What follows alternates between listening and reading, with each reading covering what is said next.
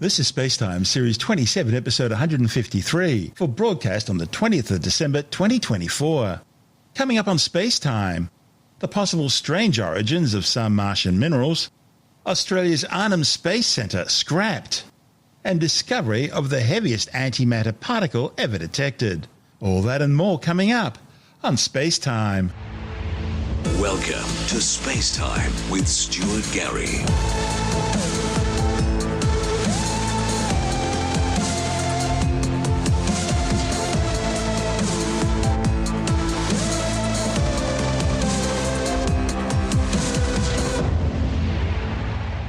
A new study has found that some minerals seen on Mars today may have been formed in liquid carbon dioxide rather than liquid water. Dry river channels and lake beds on Mars point to a long-ago presence of liquid on the planet's surface. And the minerals observed from orbit and from landers seem to many scientists to prove that the liquid was ordinary water. However, a new study reported in the journal Nature Geoscience suggests that water is only one of two possible liquids which, under the right conditions, could have been present on ancient Mars. The other is liquid carbon dioxide, and it may actually have been easier for carbon dioxide in the atmosphere to condense into a liquid under those conditions than for water ice to melt. While others have suggested that liquid CO2 might be the source for some of the river channels seen on Mars, the mineral evidence seems to point uniquely to water. However, this new paper cites recent studies of carbon sequestration, the process of burying liquefied CO2 recovered from Earth's atmosphere deep in underground caverns. It shows that similar mineral alteration can occur in liquid carbon dioxide as in liquid water, sometimes even more rapidly. The study's lead author, Michael Heck, principal investigator for the MOXIE instrument aboard NASA's Mars Perseverance rover mission, says understanding how sufficient liquid water was able to flow on the early Martian surface in order to explain the morphology and mineralogy seen today is probably the greatest unsettled question of Martian science. He says there's likely no one right answer, and is merely suggesting another possible piece of the puzzle. Heck and colleagues looked at the compatibility of their proposal with current knowledge of Martian atmospheric content and the implications for Martian surface mineralogy. They also explored the latest carbon sequestration research and concluded that liquid CO2 mineral reactions are consistent with the predominant Mars alteration products, carbonates, phyllosilicates, and sulfates. The argument for the probable existence of liquid CO2 on the Martian surface isn't an all-in or all-out scenario. It's not a case of either liquid CO2 or liquid water. It could be that a combination of both may have brought about much of the geomorphological and mineralogical evidence for a liquid Mars. The likelihood of each depends on the actual inventory of CO2 at the time, as well as the temperature conditions on the surface. The authors acknowledge that the tested sequestration conditions, where the liquid CO2 is above room temperature at pressures of tens of atmospheres, are very different from the cold, relatively low pressure conditions that might have once produced liquid CO2 on early Mars. Heck says it's difficult to say just how likely it is that this speculation about early Mars is true. But the likelihood is high enough that the possibility should not be ignored. This is SpaceTime. Still to come, the Northern Territory's Arnhem Spaceport closed and scrapped, and discovery of what could be the heaviest antimatter particle ever detected. All that and more still to come on SpaceTime.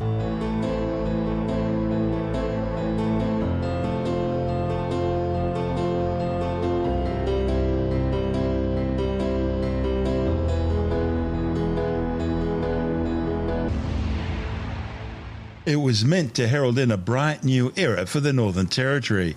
But ongoing problems with some of the traditional owners has forced Equatorial Launch Australia to shut down the Arnhem Space Centre near Nhulunbuy and relocate operations to Queensland. The commercial spaceport looked like it had an exciting future, with 3 suborbital rocket launches for NASA under its belt in 2022 and a long list of potential future clients, which would have seen around 50 launches a year, generating a projected $3.6 billion in direct economic stimulus. The problem is there have been multiple delays in trying to secure a lease agreement with the Northern Land Council. That's the group representing the traditional owners of the land. The lease is needed to expand the base and build infrastructure for future missions. Equatorial Launch Australia says the Northern Land Council has failed to meet its own specified deadline for the approval of the head lease for the fourth time in the last 12 months. The company says despite desperate appeals by the company, the Northern Territory's Chief Minister's Department and the Gumatji Corporation since February 2024, the Northern Land Council would not issue a head lease or provide any official reasons for the ongoing delays. The Spaceport project was meant to provide indigenous employment and was provided with $5 million worth of taxpayer funding to get the project off the ground. The company says the ongoing delays had a potential to put Equatorial Launch Australia in breach of its contractual obligations with launch clients. And so it's now started negotiations with the Queensland government and is looking at a site near Weipa on Cape York Peninsula for a new spaceport which will be called the Australian Space Centre, Cape York. This is SpaceTime. Still to come, discovery of the heaviest antimatter particle ever detected. And later in the science report, a new study warns that Australian and New Zealand species are among the most vulnerable to extinction due to climate change. All that and more still to come on SpaceTime.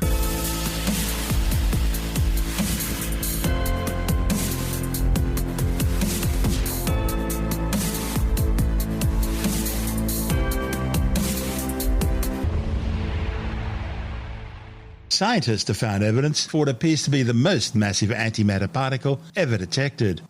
The discovery was made by physicists with the ALICE experiment at the world's largest atom smasher, the Large Hadron Collider, or LHC, at CERN, the European Organisation for Nuclear Research.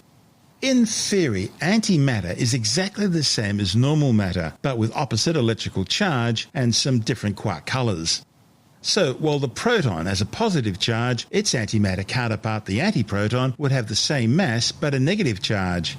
And while the electron has a negative charge, its antimatter counterpart, the positron, has the same mass but a positive charge. Science's current understanding of cosmology suggests that equal amounts of matter and antimatter would have been produced in the Big Bang 13.8 billion years ago. Now, because matter and antimatter annihilate each other as soon as they come into contact, the universe should have disappeared in a sudden blinding flash of purple gamma radiation as soon as it formed. Yet, clearly this didn't happen. For some as yet unknown reason, we live in a universe which is asymmetric, made up almost exclusively of matter, with antimatter mostly missing. Scientists using the Large Hadron Collider, a 27-kilometre circumference underground particle accelerator along the Franco-Swiss border, were smashing heavy ions together at 99.999% the speed of light, creating what's called a quark-gluon plasma, the hot and dense state of matter that existed during the first millionth of a second after the Big Bang. And in the process, they created an exotic hypernucleus known as hyperhelium-4. Measurements of these forms of matter are important for helping physicists understand the formation of hadrons from the plasma constituents of quarks and gluons and the matter-antimatter asymmetry which is seen in our present-day universe. Hypernuclei are exotic nuclei formed by a mix of protons, neutrons and hyperons, the latter being unstable particles containing one or more strange quarks. There are 6 types of quarks: up, down, top, bottom, charm and strange. And strange quarks are extremely rare. More than 70 years after their discovery in cosmic rays, hypernuclei remain a source of fascination for physicists because they're rarely found in nature and it's challenging to create and study them in the laboratory. And that's where the ALICE experiment comes in. But until recently, only the lightest hypernucleus, the hypertriton, and its antimatter partner, the antihypertriton, have been observed. A hypertriton is composed of a proton, a neutron, and a lambda, that is, a hyperon containing a strange quark. An antihypertriton is made up of an antiproton, an antineutron, and an antilambda. Following hot on the heels of an observation of antihyperhydrogen-4, which is a bound state of an antiproton, 2 antineutrons and an antilambda, and which were reported earlier this year by the STAR collaboration at the Relativistic Heavy Ion Collider at the Brookhaven National Laboratory in New York, the ALICE collaboration at the LHC has now seen the first ever evidence for antihyperhelium-4, which is composed of 2 antiprotons, an antineutron, and an antilambda. The result represents the first evidence for the heaviest antimatter hypernuclei yet detected. The ALICE measurement is based on lead-lead collision data taken back in 2018 at an energy of 5.02 tera-electron volts for each of the colliding pair of nucleons, that is, protons and neutrons. Using a machine learning technique that outperforms conventional hypernuclei search techniques, the ALICE researchers looked at the data for signals of hyperhydrogen-4, hyperhelium-4 and their antimatter partners. Candidates for the anti-hyperhydrogen-4 were identified by looking for the anti-hyperhelium-4 nucleus and the charged pion into which it decays, whereas candidates for the anti-hyperhelium-4 were identified through its decay into anti-helium-3 nucleus, an antiproton, and a charged pion. Pions are the lightest type of subatomic particles called mesons, which are the lightest types of matter particles called hadrons. They're highly unstable and usually decay in a matter of nanoseconds. In addition to finding evidence for anti-hyperhelium-4 with a significance of 3.5 sigma, as well as evidence for anti-hyperhydrogen-4 with a significance of 4.5 sigma, the ALICE team also measured the production yields and masses for both hypernuclei. The findings are consistent with ALICE's observations of the equal production of both matter and antimatter at LHC energies and adds to the ongoing research into matter-antimatter imbalance in the universe. The ALICE detector recently underwent a major upgrade with new components and equipment, helping the facility to improve its scientific research. This report from the ALICE collaboration at CERN. Welcome to CERN. Welcome to LHC Point 2, one of the 8 surface points on the surface of the Large Hadron Collider. This is the home of the ALICE experiment that is situated about 60 meters underground. ALICE stands for a Large Ion Collider experiment, and it is one of the 4 detectors reading the collisions generated by the Large Hadron Collider. It's a very special detector studying the conditions of matter right after the very beginning of the universe at the Big Bang. We are here to share with you a major and spectacular operation of transport and installation of some of the components of the ALICE detector that have been undergoing a major upgrade. These operations was happening here on the surface. We've been following it. In particular, we have been following the time projection chamber, one of the main components of the detector, a big piece, 14.2 tons heavy, while it was transported from the clean room, where it has been upgraded in the last few months, through the shaft inside the TPC cavern. The TPC is being descended into the shaft, precisely 56 meters deep. This was quite a delicate operation because the TPC is almost as large as the shaft itself. It measures 50 meters in length. It has 90 cubic meters in volume, so the tolerance was very little. The piece is extremely cumbersome and heavy, but also delicate and sophisticated. So you can see the ALICE engineers running around the gangways, making sure that everything is under control. The movement was quite slow. It took an entire hour to descend 56 meters, and it took, all in all, 3 days for the whole operation to be completed. The operation is now complete. The TPC is underground. We are going to join very soon the ALICE technical coordinator, Werner Riegler, to ask him questions about the operation, the piece, what it measures, what it does, why it's been upgraded. We are in the ALICE cavern with Werner Riegler, the technical coordinator of the ALICE collaboration. Hi, Werner. So we are here, and the movement of the time projection chamber, your TPC, has just started. Tell me, what's happening?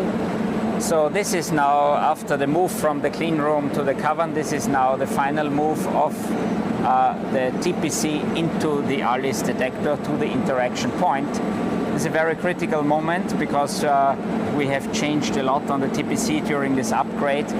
We also have changed a lot on the ALICE detector, so we still have lots of new services, and we have to make sure it fits. The clearances are very tight, so there are many people all around the TPC to look that we have no interferences and that we can move the TPC really to the final position. And it's moving very slowly.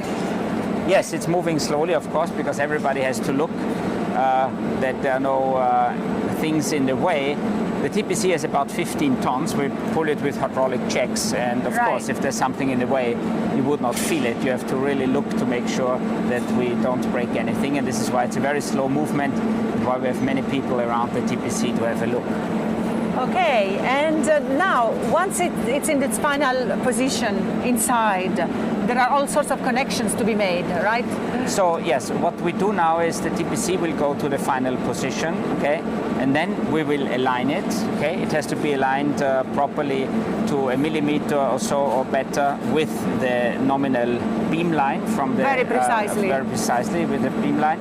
And once this is done, then we move it back a little bit, and then the beam pipe will be installed. This is the piece that will then connect the two sides of the LHC tunnel where the beam will pass through. It's like a Lego, basically. ALICE is made of many different components. Yes. The TPC is very, very big.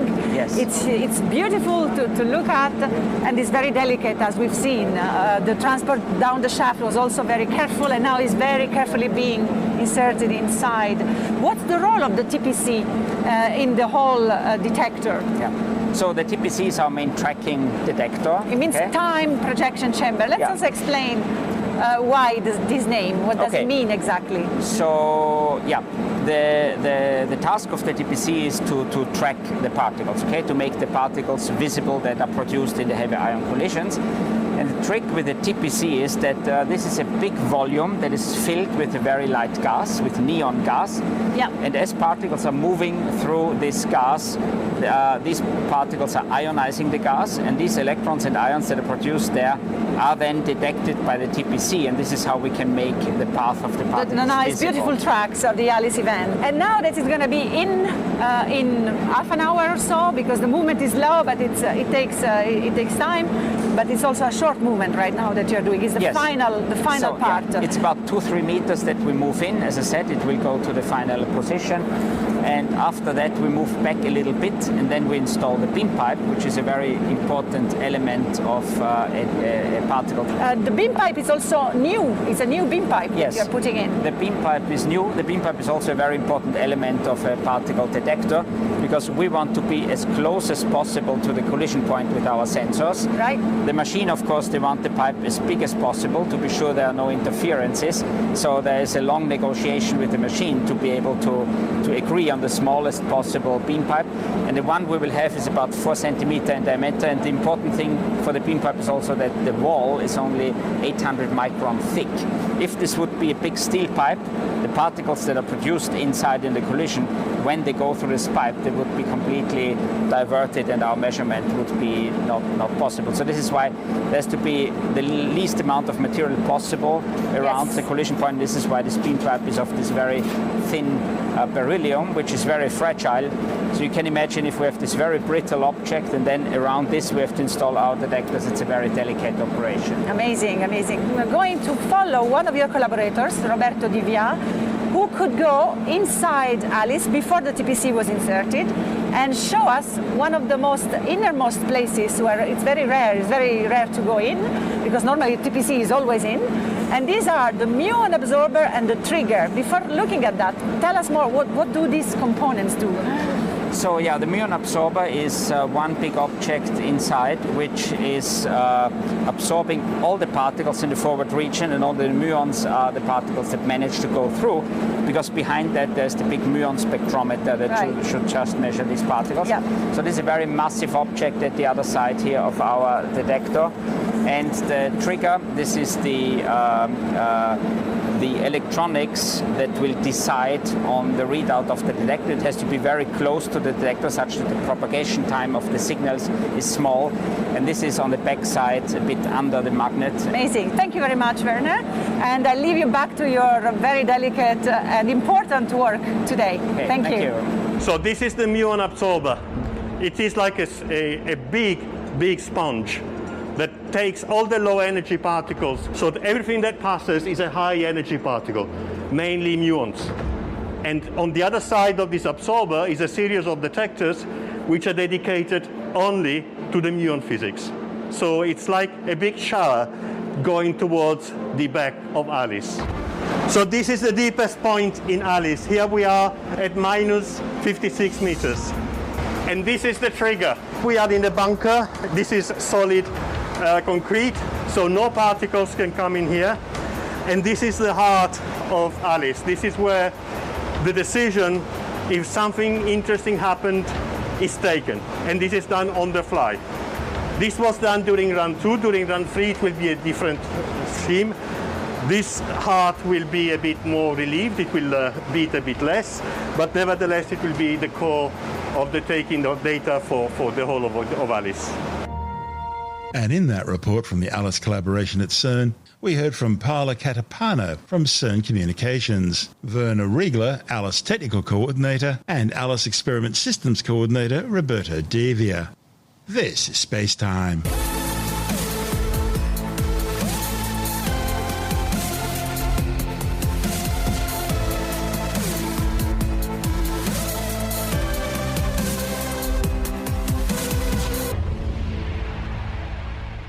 And time now to take another brief look at some of the other stories making news in science this week with the Science Report. A new study has shown that living in a community with a high exposure to pesticides may come with an increased risk for some cancers that's comparable to smoking. A report of the journal Frontiers of Cancer Control and Society compared agricultural pesticide data, cancer rates, and data on other cancer risks, including smoking, in order to estimate the relationship between living in an agricultural community with high pesticide use and eventual cancer rates. And the authors found a link between pesticide exposure and an increased risk for any cancer. A new study warns that Australian and New Zealand species are among the most vulnerable to extinction due to climate change. The findings, reported in the journal Science, are based on a global analysis of 30 years of research data. The authors show that under a projected 2.7 degrees Celsius temperature rise above pre-industrial levels, 1 in 20 species will be at risk of extinction globally. The authors found that amphibians, species in mountain regions, species on isolated islands, and freshwater ecosystem species, as well as species inhabiting South America, Australia and New Zealand, all face the greatest threats. A new study has found that around 1 in 5 people under the age of 50, that's some 846 million people globally, have a genital herpes infection. The findings, reported in the journal Sexually Transmitted Infections, also shows that more than 200 million people between 15 and 49 have probably had at least one symptomatic outbreak of the infection in 2020, the last year for which the figures were available. There are 2 types of herpes simplex virus, HSV1 and HSV2, both of which are highly infectious, incurable, and last a lifetime. HSV1 is primarily spread in childhood through mouth contact, resulting in cold sores in and around the mouth. But it can sometimes cause more serious neurological eye, skin and mucous membrane complications. And it's increasingly being spread through sexual contact at older ages. On the other hand, HSV2 is almost entirely sexually transmitted through skin-to-skin contact, and it's the leading cause of recurrent painful genital blisters. Although relatively rare, both HSV1 and 2 can be passed on to newborns, often proving fatal. The findings are prompting the authors to call for the development of new treatments and vaccines in order to try and control the spread of this infection and to try and lessen its health and financial burden. And time now for what must be the silliest story of the week, if not the year. It seems former CNN reporter Tucker Carlson is now claiming that he's been attacked by a demon. Really, we didn't make this up. Tim Mendham from Australian Skeptics says a popular celebrity journalist claims the incident occurred some 18 months ago and left him bleeding with scars from claw marks. He is now claiming that a couple of years ago he got attacked by a demon while he was sleeping. Now, the issue is a few things here. Okay, he was sleeping in his bed with his wife and apparently 4 dogs, and then he suddenly woke up. What do you say? I woke up, I couldn't breathe, and I thought I was going to suffocate. Well, it's actually sleep paralysis. It's a true condition where you're lying in bed, you can't move, and you think there's someone holding you down, or it's a nightmare condition. It's real, and you might wake up, you might be half awake, etc., but you feel you're being just totally trapped, can't move, there's a ghost beside you or something like that, or some figure, and it's a very scary experience. So whether he had that, but apparently he did get up, and he wandered around, and he flipped on the light in the bathroom or something. He went in there and he saw claw marks with either side underneath his arms on his, And now he sleeps now, as well as his wife, there are also dogs on the bed. Yeah, that's right. Now, exactly. Dogs have nightmares. That's Tim Mendham from Australian Skeptics.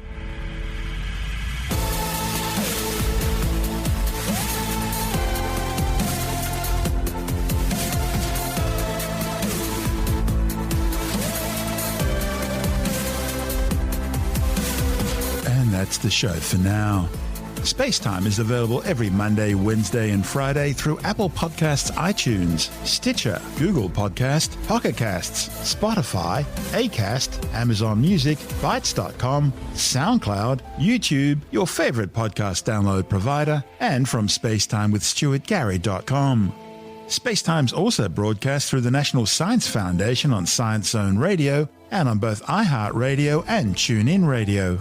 And you can help to support our show by visiting the SpaceTime store for a range of promotional merchandising goodies, or by becoming a SpaceTime patron, which gives you access to triple episode commercial-free versions of the show, as well as lots of bonus audio content which doesn't go to air, access to our exclusive Facebook group, and other rewards.